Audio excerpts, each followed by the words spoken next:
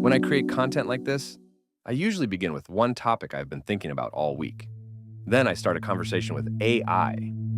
I give it a direction, it organizes my thoughts, I revise it, I change it, I select again. I repeat this process 5 to 10 times. And sometimes I wonder, is this really something I made? Or is this a direction created by AI? But I am comfortable with it because I made the final choice. And that leads to today's question. Who is the author of this work? The question of authorship is not new. For centuries, philosophers have asked what makes something truly human-made. In traditional aesthetics, authorship has always been tied to intention and judgment. The German philosopher Immanuel Kant, in his Critique of Judgment, explored how artistic creation arises from the free play between imagination and understanding. For Kant, genius was not mere skill. It was the capacity to create something original, something that could not be reduced to rules. Art, he argued, must appear natural, as if it emerged freely, even though it was made deliberately. This idea of freedom in creation became foundational. The author is not simply someone who moves their hands. The author is the one who intends, who decides, who takes responsibility for the final form. Walter Benjamin, writing in 1935, complicated this picture. In his essay, The Work of Art in the Age of Mechanical Reproduction, Benjamin observed that photography and film were changing how we experience art. When a painting can be photographed and shared endlessly, something changes. Benjamin called this the loss of aura, the unique presence an artwork possesses when encountered in its original context. But Benjamin also saw possibility. Reproduction could democratize art. It could free art from its ritualistic past and connect it to the present, to everyday life, to ordinary people.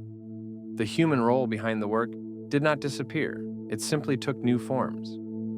So what happens when AI enters the picture? AI does not have intention. It does not want to create.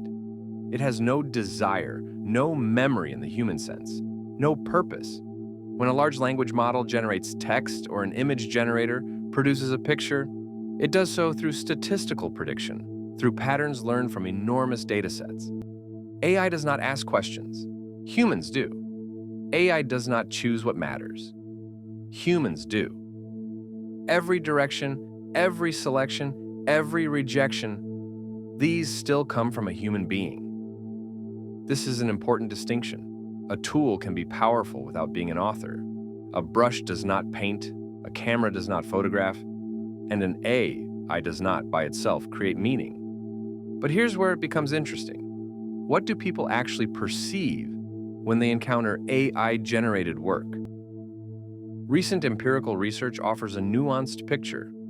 A 2020 study by Ragot, Martin, and Kogin found that when participants were told a painting was made by AI, they rated it lower than when they believed it was made by a human, the same painting. The only difference was the label. This suggests that our perception of art is deeply shaped by beliefs about authorship. At the same time, a 2021 study by Kobus and Mossink found that when AI-generated poetry was carefully selected by humans, participants could not reliably distinguish it from poems written by professional poets. When the human was in the loop, the quality gap disappeared. And more recently, researchers have found that in blind evaluations, where no authorship information is given, people sometimes prefer AI-generated images.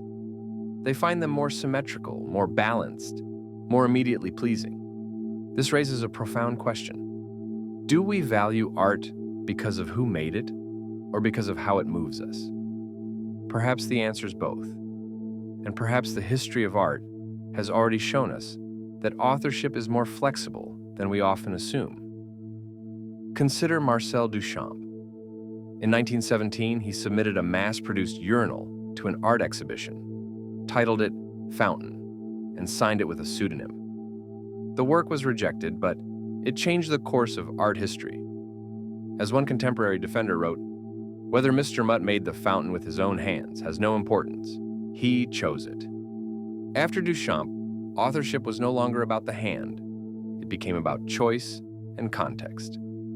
Andy Warhol extended this further. At his studio, The Factory, assistants produced many of his silkscreen prints. Warhol himself directed, selected, approved. He famously said, "I want to be a machine." His point was not to deny humanity.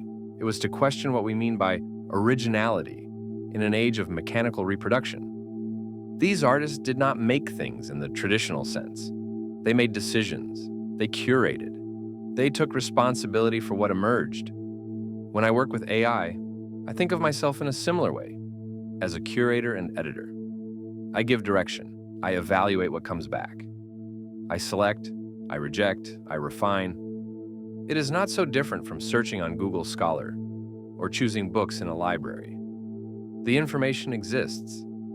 Others have contributed to it. But the responsibility of choice is mine. That is why I do not feel disconnected from my work. I have made decisions at every stage. I have asked, why this? Why not that? What am I trying to say? As long as I keep asking those questions, I remain present. I think about this often in the context of education. I actively encourage my students to use AI, but I sometimes notice hesitation, and I understand it. When I was a student, I disliked bringing reference images to design critiques. I thought, this is not my design. I wanted everything to come from inside, untouched by outside influence. Now, I ask my students to do exactly what I once resisted. Bring references, study precedents, learn from others. Because creativity is not only something you have, it is something you learn. Through dialogue with people, with tools, with ideas. AI can become part of that dialogue. Not as a replacement for thinking, but as one voice among many. The student who uses AI thoughtfully, who questions its outputs, who makes deliberate choices, that student is still the author. AI does not replace authors. It forces us to ask better questions. Why did I choose this? What do I want to say? What am I willing to take responsibility for? These are the questions that have always defined authorship. They have not changed. In Kant's philosophy, human freedom lies in our capacity for judgment, the ability to evaluate, to decide, to commit to a direction without being determined by external forces.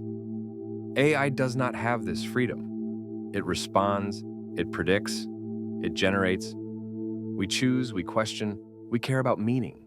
As long as we keep doing that, authorship remains human. Tools may change, responsibility remains.